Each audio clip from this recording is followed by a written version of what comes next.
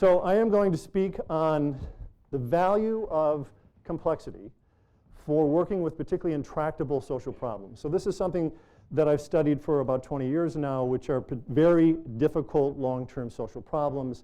These are the kinds of things that wear on and on, sometimes for years, sometimes for decades, generations. They resist everybody's good faith attempt at working them out. And people, even though they get exhausted and fed up and really want to quit, sometimes these problems become bigger than us, and we nevertheless sort of have to suffer through them. So these kinds of problems happen in family feuds. So I know many of you here, and I know your families, and I know they've happened to you, and they've happened to me. My children are here, they can attest to this, that there are these dynamics that happen that just start to take on a life of their own. So they can happen at that level. They can certainly happen between political parties, red voters and blue voters, or as we've seen in Washington, D.C., where politics are more polarized today than they have ever been before in the history of this country, where voting is almost in complete opposition.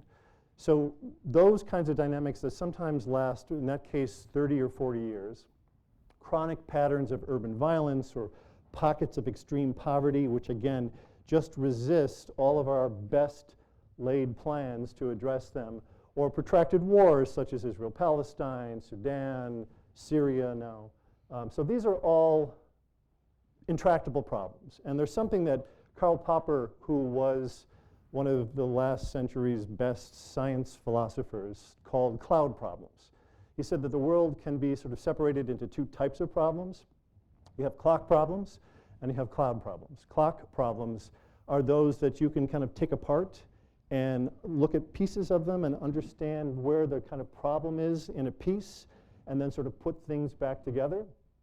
And that's one type of problem that we face in science and practice. But cloud problems are different. They have a different kind of logic. The cloud problems are those kinds of living, acting things that have many pieces that are affecting each other in weird ways, and they somehow come together and create a pattern which cannot be taken apart. We can't understand them by their pieces. We have to somehow understand them as a whole. And so for those problems, this is what I want to speak to. In my 10 minutes of fame here, I want to talk about the importance of making them more complex, or understanding of them much more complex, in order to address them. So the case I'll talk about is our neighbors. 2 blocks in this direction is Harlem, which, as you know, since the turn of the last century has been the epicenter of African American culture and business, and has been a oftentimes thriving residential community. In the 20s and 30s, there was something called the Harlem Renaissance, which was this great time of new art and new music coming from Harlem. So it's an extraordinary neighborhood, great restaurants. But in the 1970s, it had hit a serious decline. And about 2/3 of the population at the time were living below the poverty line. Crime was on the rise in all of New York City. So violent crime had spiked from the early 60s up until 1990, robbery, aggravated assault, and it was nowhere worse than it was in Harlem. And at this time, you see more and more men of color, black men, 1 in 3 in prison, Latino, 1 in 6.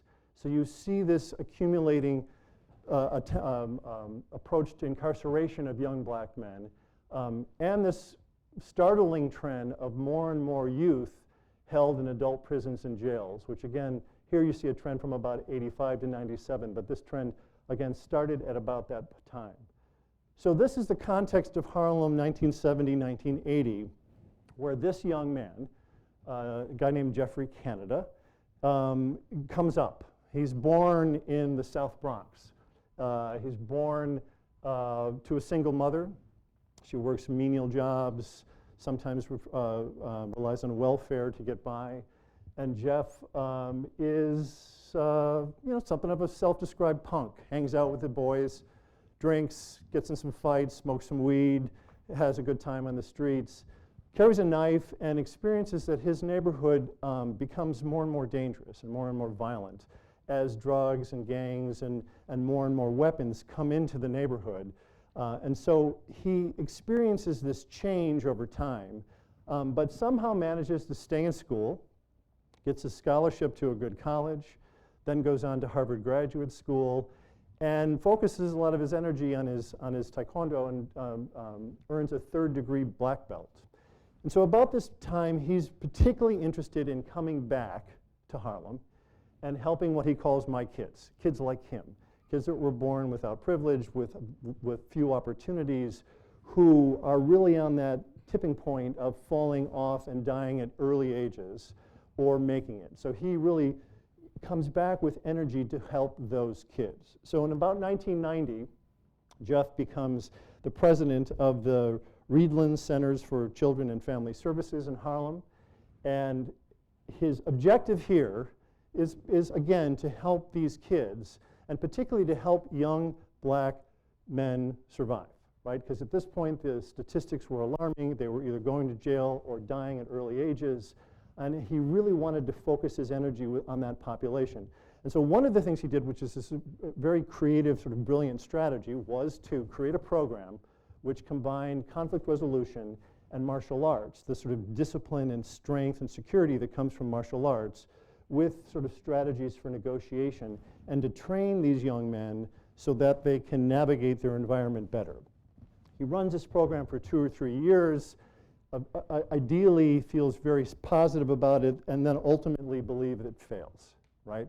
That it really doesn't have the kind of impact he wanted it to have, that focusing on the kids and helping them was insufficient to changing this pattern, this intractable pattern of violence and poverty that the kids were living in. So he really had to, at that point, stop, back up, and radically reevaluate how he thought about this change process that he had embarked on, and to try to understand the broader system in which he worked.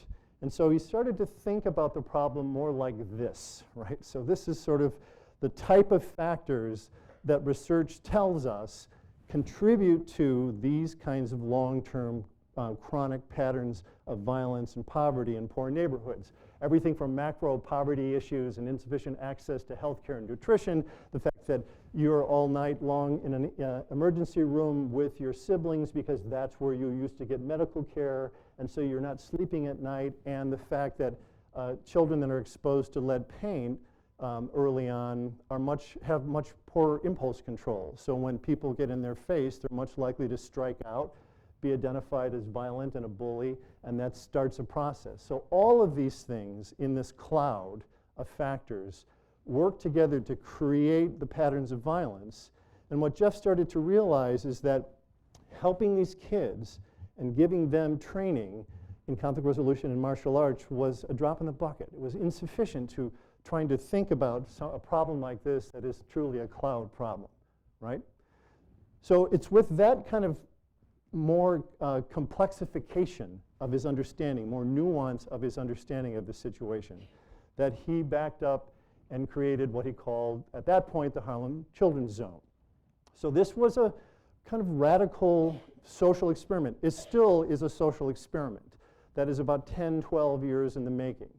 And it is an attempt to work with originally 24 square blocks in Harlem, and then 60, and then 100 square blocks in Harlem. It's sort of this area in Harlem, where he is attempting to understand the patterns of violence and poverty and conflict that's multi-causal, and then with that kind of understanding, focus in and do something different. And so what they do in the zone is they focus on the ones and the twos. So in New York City, when your child is ready to go to school, they test the kids, and they give them reading tests and school readiness tests. And you can score a 1, 2, 3, or 4s. And the 3 or 4s usually make it. They usually do okay. They have enough support to make it through at least most of school. But the 1s and 2s don't. The 1s and 2s have a much harder time. They get sucked into, they drop out, they get sucked into gangs, they get sucked into problems. And so it's really the focus on the 1s and 2s that Jeff wanted to begin to work with this theory of change. He believed that if in Harlem he could help the most at-risk kids and help them really from birth through college at this point, sort of supporting them all the way through graduation in high school and then with some support through college, that would float the community, that would change this kind of radical pattern and in a way addressing everything. So what they do is they provide these kids and other kids in the zone with education, social, and medical services combined. And they do it as only community activists can do it. They're tenacious. They triage each kid. They understand the kid. They understand the family dynamics. And they give that family what they need to get the kid into school, to survive, to thrive, and to make it to college and move on. And so the theory of change he has is complex, and the services they offer are complex, but it's also focused on the most vulnerable kids, right? And so the outcomes have been pretty promising. This is Promise Academy, which is their charter school that they've opened several years ago. They're in all of the public schools within the zone as well, offering support to parents and principals and teachers there. And the outcomes thus far have been very promising. 100% of the kids in the preschool are ready for school once they enter the school system. The Promise Academy has been rated 99th percentile in city high schools. All of the kids last year in their program went on to secondary school, and over 4,000 parents have been trained in their baby college, which is sort of a parenting school. And the scores have been great. The change has been radical from the beginning of this to today. It's not perhaps coincidence that violence has also decreased radically in Harlem and in New York City since then. Now, I'm not suggesting that what Jeff did in Harlem and what the zone has done has changed the pattern of violence in New York City, because this pattern is seen elsewhere. It's been particularly stark or dramatic in New York City, the decline in violence, but it is multi-causal. And certainly the pattern of crime in Harlem to some degree continues and shows some spikes. But overall, the trends have been extremely promising. The local trends on the kids themselves and then the trends around crime and violence have been extremely promising. Now, what's most important for tonight's talk is not necessarily the zone and this approach, because it's not without criticism. Jeff and his approach has angered the unions to some degree because he requires things of teachers and staff that unions are not comfortable with. There have been problems, and it's a very expensive program.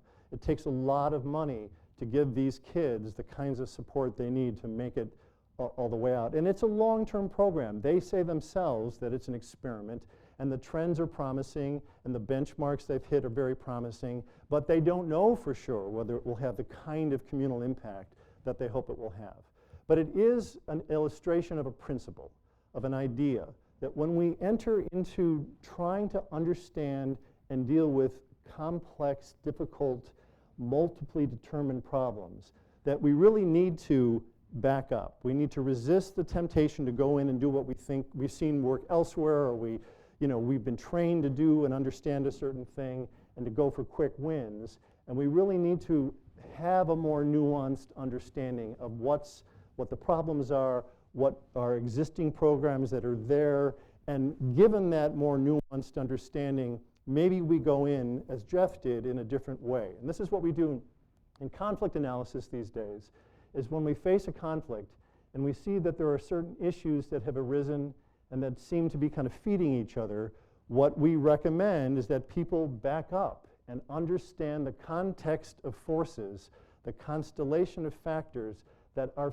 affecting those patterns. And with this kind of understanding, then perhaps you go in and work in a different way than you would have initially with whatever presented itself.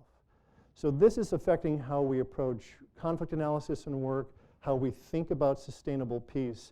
And it's frankly an idea that's pretty pervasive in science. The idea that, for example, in decision making, when you face new problems, that you understand that problem in a complex way from different perspectives before you make a choice and work. And then once you make that choice, you evaluate its impact in a more complex and nuanced way before you act again, and then go back in. That kind of making things more complex before you focus and act has been shown to be a preferable and beneficial way of thinking for politicians and problem solvers in the lab and in politics. So this type of idea of the importance of complexity is across levels, all the way to the societal level. There's been interesting research looking at communities that have more complex social structures, where groups, members of different ethnic groups, play together and learn together and work together and are organized politically together across ethnic lines. And in those more nuanced and complex structured societies, you see less violence, you see less inter-ethnic violence, right? So it's basically the same idea. That's what we call fractal. It's an idea that happens at different levels. So this is what I'm going to leave you with, is this idea that complexity before simplicity rules. Complexity in and of itself is insufficient, it's overwhelming, it's too much. But the importance of taking the time to understand the context, the nuance, before we go in and work is a critical step, and it's something that I think our speakers tonight will come back to more and more. Thank you.